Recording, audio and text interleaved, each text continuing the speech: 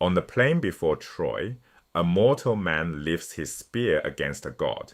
Diomedes has been carving through the Trojan line all morning, and now he sees the goddess of love herself bending low over a fallen warrior. It is her own son Aeneas, and she is trying to carry him to safety. Diomedes does not hesitate. He drives the bronze point at her, and it grazes the back of her immortal hand, and a thread of the pale, deathless blood the poets call ichor wells up. The wound is nothing, and the goddess of love screams. Aphrodite drops her son in the dust and flies, up off the battlefield, up to the summit of Mount Olympus, where she falls into her mother Diana's lap and weeps. Because her hand hurts, it will heal within the hour. Below her, on the very field she has fled, mortal men are run through and left in the dirt. They do not shriek for their mothers, they bleed out in silence, and no one carries them home. Hold those two pictures side by side. The deathless one wails over a scratch. The dying men make no sound at all. That single contrast is the door into everything strange about Homer's gods. It is tempting to assume that being so powerful must also be good, all-knowing, and eternal. Homer thought otherwise. His gods are forces of nature wearing human faces, and they are not necessarily good, not all-powerful, not standing above the world, and not loving. Their very pettiness and invulnerability turn out to be the poem's most revealing device. To see why, we will watch three things: what the gods do to the story, what sort of beings they truly are, and finally the strange power of fate that constrains even Zeus. Start with what the gods actually do. In the Iliad, they take direct, concrete part in the action. They meddle, they quarrel, they fight. Some critics have tried to explain this away.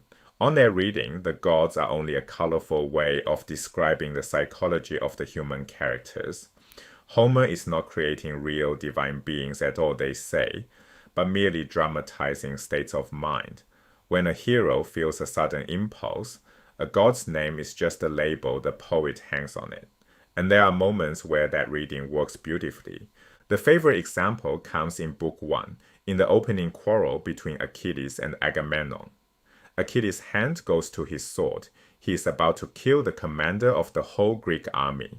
And in that instant, Athena appears behind him, visible to no one else, and seizes him by his long hair.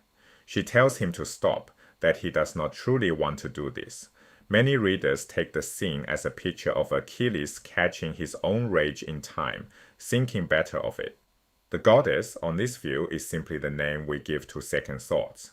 Persuasive as that is, it cannot cover the whole poem. There are just as many scenes, probably more, where the gods will not shrink into a character's private mood. In Book 3, Aphrodite reaches down, lifts Paris bodily off the battlefield, and carries him through the air back inside the walls of Troy, setting him down in his own bedroom. This is no description of how Paris felt. It is the narrator himself who tells us the goddess came, picked him up, and bore him away. Inside the world of the poem, the gods are real. They are genuine characters, not figures of speech for human feelings. Once we grant them that reality, we can ask what their presence actually accomplishes. It does far more than push the plot along. Again and again, it deepens the poem's sense of inevitability, the feeling that events had to unfold in exactly this way, at exactly this moment, and in no other.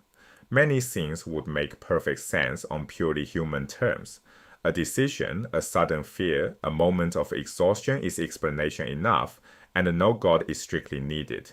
Yet Homer routinely hands us both causes at once, the human motive and the divine one, laid carefully side by side over the very same act. Book 11 shows the technique plainly. Aias the Greater, the warrior second only to Achilles, the hero later readers call Aias, has been holding off the Trojans almost single-handed. At last he falls back, exhausted, and the enemy surges forward. A man who has fought that long will naturally need to pause. No further explanation is required, and yet Homer tells us something more. He says that Zeus put fear into the mind of Aias, and that is why he gave ground. The retreat carries two full courses at once, a tired body and the will of a god. Critics have a name for this. They call it overdetermination, when an action carries more than one course and any single one of them would be enough to explain it on its own. By laying a divine cause on top of a sufficient human one, by hinting that the gods are quietly shaping how people perceive and how they act, Homer tightens the screw of inevitability until we feel the story could not possibly have gone another way. The Iliad is saturated with such moments, but the gods reinforce the poem's deepest concerns in another way too, not only through their dealings with mortals, but through their dealings with each other. Look up at Olympus and you'll see the same tensions, the same quarrels and jealousies that tear the human world apart, played out all over again among the gods themselves. The clearest of these echoes is a field at the very top of Olympus. In Book 15, a power struggle breaks out between Zeus and his brother Poseidon. Zeus for now wants the Trojans to hold the upper hand. He has promised Thetis that her son's absence will cost the Greeks dearly until they miss Achilles enough to honor him again. Poseidon wants the opposite. He favors the Greeks and longs to see them win. Homer shows the two sons of Kronos setting their hearts against each other, and that clash brings bitter agony down on the fighting men below. We have seen this shape before. Two immensely powerful figures lock into a contest of wills, and ordinary warriors die for it. It is the quarrel of Achilles and Agamemnon all over again, only lifted onto the divine plane. The very same pattern recurs a level higher, a match of one-upmanship in which each god strains to prove himself the stronger, and the men on the plane die as a consequence of the dispute. The trouble at the top of the human army is mirrored exactly at the top of heaven. A second echo comes in Book 14, in the scene where Hera sets out to seduce her own husband. Her aim is cold and practical to distract Zeus from the battlefield, because she knows that once they have made love, he will drift into sleep and stop shielding the Trojans. And notice the motif underneath it.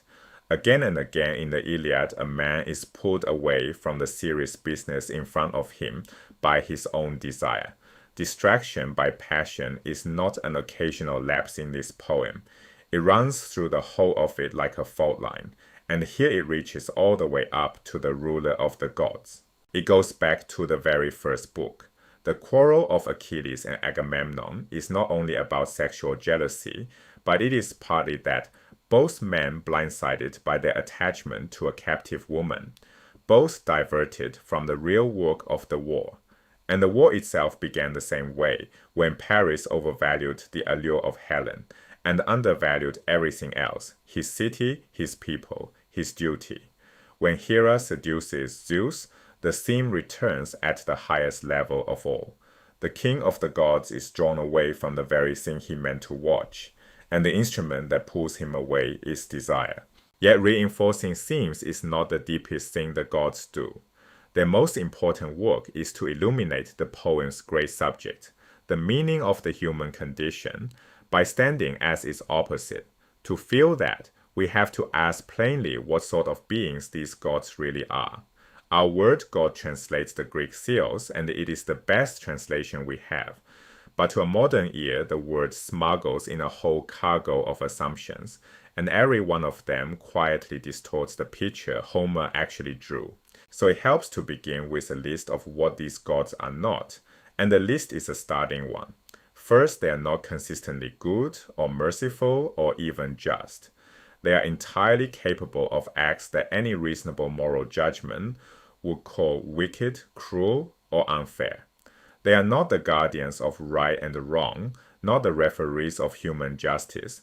They can be as petty, as vengeful, and as spiteful as any human being, only with a great deal more power to make that spite land. And these misconceptions arrive on their own, without our even noticing, the moment we hear the word God. Second, for all they know, they are not all-knowing. When a god's attention is turned away, whether literally or figuratively, that God can be genuinely blind to what happens behind his back. The Odyssey opens on exactly this. Athena seizes her chance to help Odysseus home to Ithaca, precisely because Poseidon, who hates and hounds him, happens to be away in the land of the Ethiopians, enjoying their sacrifices. Only because he is, so to speak, out of town can she act on Odysseus's behalf unseen. The seduction of Zeus works on the same principle. While he is lost in Hera's arms, he cannot watch the battle, and he cannot control it. The gods know a great deal, but they are far from all-knowing. Third, for all their power, they are not all-powerful. The clearest limit looks almost like a treaty. As a rule, the gods do not trespass on one another's domains. Each governs his own province of the world. Poseidon rules the sea, Zeus commands the thunder, and they do not seize each other's functions. Perhaps they could and simply choose not to. The poem leaves that open, but there is a harder limit too. It is simply taken for granted that Zeus could not abolish death, could not decree that human beings would stop dying. He is bound by the order of the world, mortality and all, exactly as we are. Fourth, and the strangest of all to a modern reader, these gods are not transcendent. They do not stand outside the universe in any sense whatsoever. They did not create it. They are inside it, creatures within the world, bounded by it just as we are, not eternal spirits beyond the sky who once called it into being. This, together with the fact that they need not be good, is where Homer's gods break most sharply from the god a modern reader expects. They are not above the world, they are in it, with us. They may not even have made us. Homer simply leaves the matter open, neither affirming nor denying that the gods created humankind, and the later Greek writers take both sides of the argument. And even if they did make us, it is not among their defining features. They are not thought of as our parents or our loving protectors. Zeus is called the father of gods and men over and over, but the title points to his authority and power, not to any literal fatherhood. He fathered some of the gods, certainly, but by no means all of them. The phrase means supreme lord, not father in the plain sense at all. Fifth, and the last on the list, the bond between these gods and human beings is only rarely built on love. By and large, the gods do not love us, and we do not love them. There are exceptions, chiefly a god's feeling for his or her own mortal child. Thetis truly loves Achilles. Aphrodite presumably loves Aeneas, though far more carelessly. Remember that when she tries to lift him from the battlefield in Book 5, she drops him almost at once. But outside those few family ties, the gods feel nothing like the love a modern believer would take for granted. Clear all that away, and the positive picture finally comes into focus. Not good, not merciful, not all-powerful, not all-knowing, not transcendent, not loving, so what on earth are they? At bottom, they began as personified forces of nature, and even in Homer, even in the later poets, they never quite lose that character. They are far more than tidy labels for natural events, and yet the natural force is always visible underneath. Aphrodite is not merely the manager of desire. In some real sense, she is desire, sexual passion given a face and a will. Ares, the son of Zeus and Hera, is war itself. Zeus tells him to his face that he is the most hated of all the gods, precisely because he is battle, not its overseer, but its very flesh. And this is not just a poetic figure. These gods genuinely wield the forces they embody. When Homer says Aphrodite struck a man and made him love, he does not mean the man merely fancied someone on his own. In Book 3, the goddess all but grips Helen by the shoulders and marches her into Paris' bedroom. The power is literal, not a metaphor for Helen's private longing. The same holds across Olympus. Zeus most likely began as a god of the bright sky, of thunder and lightning and storm. And though he grows into something far vaster, he never loses that elemental charge. And yet, for all that they are forces of nature, the gods are never dry abstractions on the page. Homer gives them faces, bodies, appetites, and moods. They are anthropomorphic, human in shape, human in feeling, human in the way they act. They are physically larger than we are, unquestionably more beautiful, more glorious, and more powerful in every respect. But they wear the human form and they carry the entire range of human passion inside it. Love and rage, envy and grief and desire, the whole unruly crowd of feelings we know from the inside. That human form comes with a puzzle. The gods of the Iliad swing between two utterly different registers. At times they are awe-inspiring, magnificent, radiant, numinous, worthy of reverence, everything you could want a god to be, even when they're neither kind nor helpful. At other times, they seem astonishingly shallow, trivial, small. The idea of gods as trivial is shocking, and yet it is undeniably there in the text. There is no mystery about the grandeur. Of course a god is grand, the mystery is the pettiness. Why would Homer, of all poets, show his gods behaving like squabbling children? The answer is that the poem holds 2 points of view at once.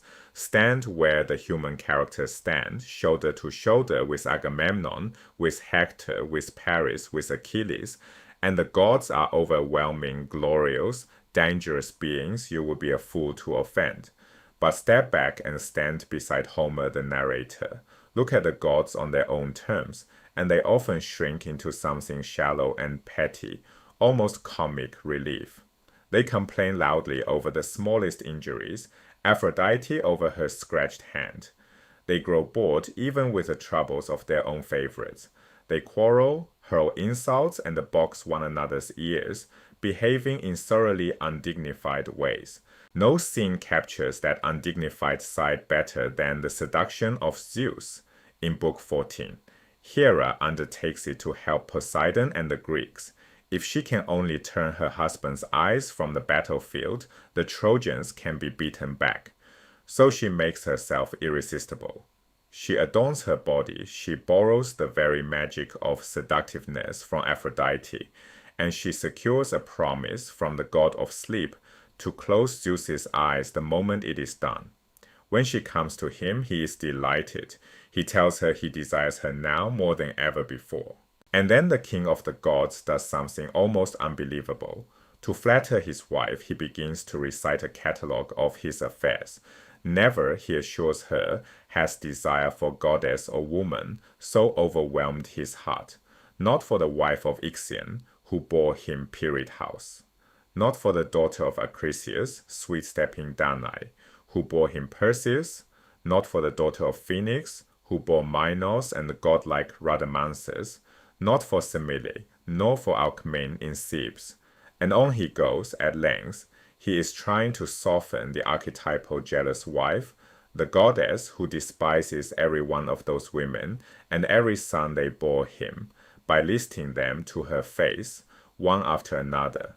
It is impossible to read as anything but comedy at Zeus's own expense.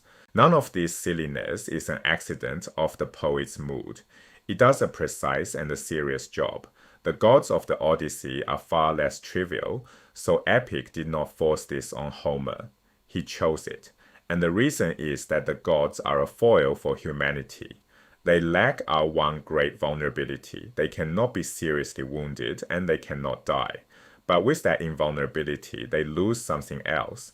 A being that can risk nothing, that cannot be gravely harmed, let alone destroyed, is almost by definition incapable of courage, of sacrifice, of any of the virtues we most admire. In that exact sense, Homer's gods are more trivial than his mortals. The dying men are the ones who can be brave. Which brings us to the last and deepest idea in the poem's picture of the divine, fate. The Greek word is Moira. It first means simply a lot, a portion, a share.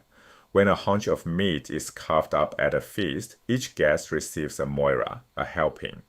But the word deepens. It comes to mean the share of life allotted to a person, and then by an easy step, the very moment that share runs out, the moment of death.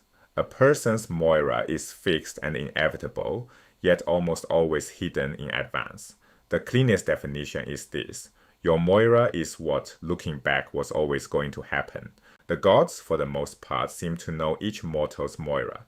Thetis knows the strange double fate her son faces, the choice between two different destinies, two different kinds of Moira, and she can warn Achilles of it because she can plainly see it. Zeus knows that Achilles will kill Hector and that Hector will first kill Patroclus. Zeus, in fact, knows very nearly everything the poem will bring to pass. But whether the gods can change a Moira once they know it is left deliberately unclear, and the answer again and again seems to be no. Thetis can tell her son the exact terms of his fate. She cannot, for all her love, alter a single one of them. The limit is tested in one unforgettable scene. Zeus's own son, Sarpedon, is about to be cut down by Patroclus, and Zeus, in anguish, considers reaching in to save him. Hera answers coolly. "Do as you like," she says, "but if you snatch your son from his fate, then every other god with a child in this war will demand the same for theirs, and the whole order will unravel."